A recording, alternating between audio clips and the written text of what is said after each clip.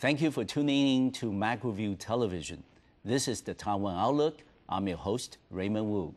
On today's program, we will be discussing Taiwan's diplomacy, and we are privileged and delighted to have Vice Minister of the Ministry of Foreign Affairs, Mr. David永乐Lin, as our special guest on the program. Thank you, Mr. Lin, for being on the program, the Taiwan Outlook. Thank you very much for inviting me. I'm very delighted to be here. Yeah, the pleasure is ours. Vice Minister Lin, if I may start off by asking you a very big question. Can you give us a brief, description of the state of Taiwan's diplomacy at the present? Yes. In a global village, Yes. I think Taiwan has played a very active part. Yes. In the international community, as a participant, as a partner, and as a contributor. Although Taiwan only has diplomatic relations with 23 countries, but we have established more than 120 offices worldwide. We also have economic and trade relations with almost all countries. Exactly. And then you see in the area of humanitarian efforts or relief work, Taiwan has also played a very active part. So all in all, I would say Taiwan is still a very important participant in the international community. Taiwan also is a very active stakeholder in the global community, as well as in the Asia-Pacific region. Yes, indeed. You mentioned also the fact that we have been very active participant in the international rescue and relief effort, humanitarian aid, and also another aspect of Taiwan's own, development experiences. For the kind of experiences that were accumulated back in the 1970s and 1980s, there are experiences not only in terms of economic development, but also in terms of democratic transformation that other countries to emulate. But those things also, being adding extra incentives for us in terms of making friends around the globe.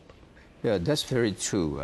Taiwan is a full democracy, Yes. politically. Yes. Economically, Taiwan also has been doing well.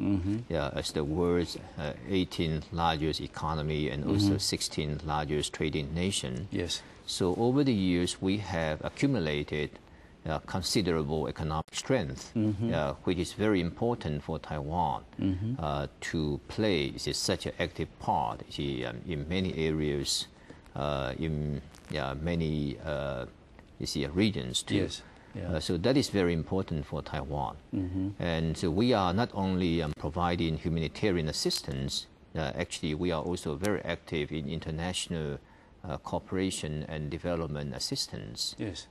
To our diplomatic allies, as well as to those developing countries. Yes. Where the need is obvious for us. Yeah, so now we look at Taiwan's overall diplomacy.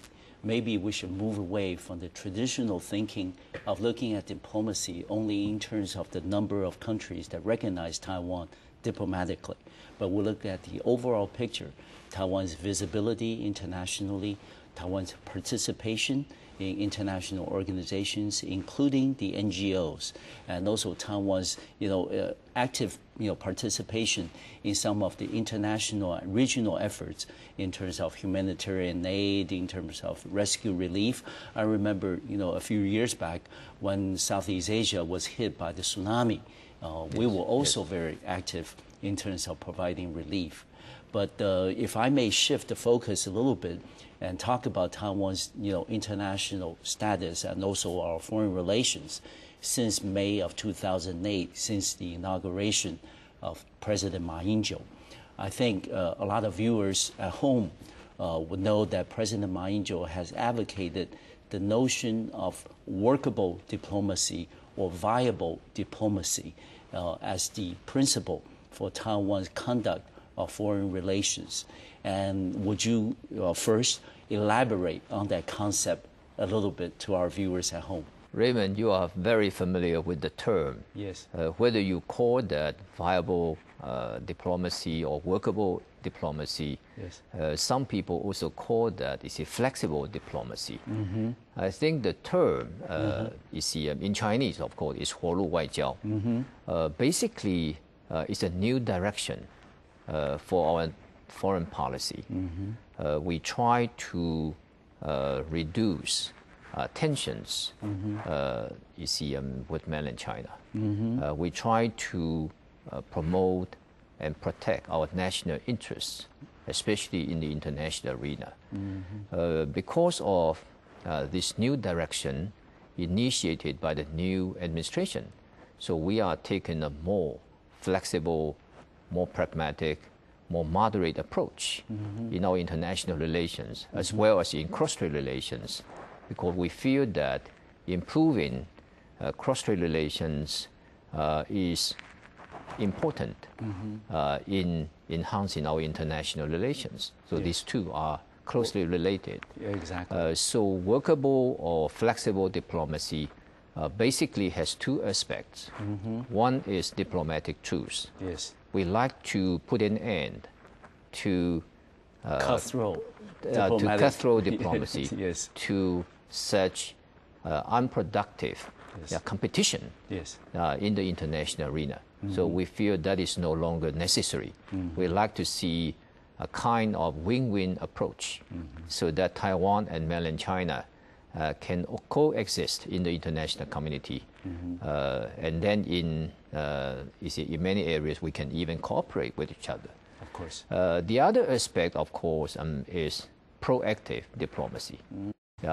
While we are focusing on rapprochement, reconciliation with mainland China, we are also hoping that on the diplomatic front, we can also strengthen our relationship with our diplomatic allies. At the same time, we can further strengthen substantive relations with all countries in the world, especially those important countries, our important partners, like the United States, Japan, European Union, ASEAN, etc. Because those countries are very important for us economically and also in terms of very close cooperation in all possible areas.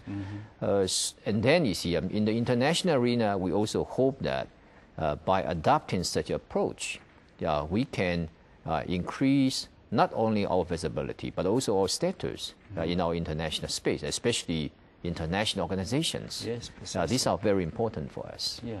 Mr. Vice Minister, if I may also ask, I know the new administration is only been in office for about 8 to 9 months. It's still early, but how has this flexible diplomacy policy been received by the international community, especially with our allies and also in the international organizations? Yes, I think this is a very important question, how the international community perceives our approach. I would say the fact speaks for itself. So on many occasions, as we can see, the international community, especially many major countries, have taken a very positive attitude, a positive approach toward this. They also feel that this is important to see the reduction of tensions across the Taiwan Strait.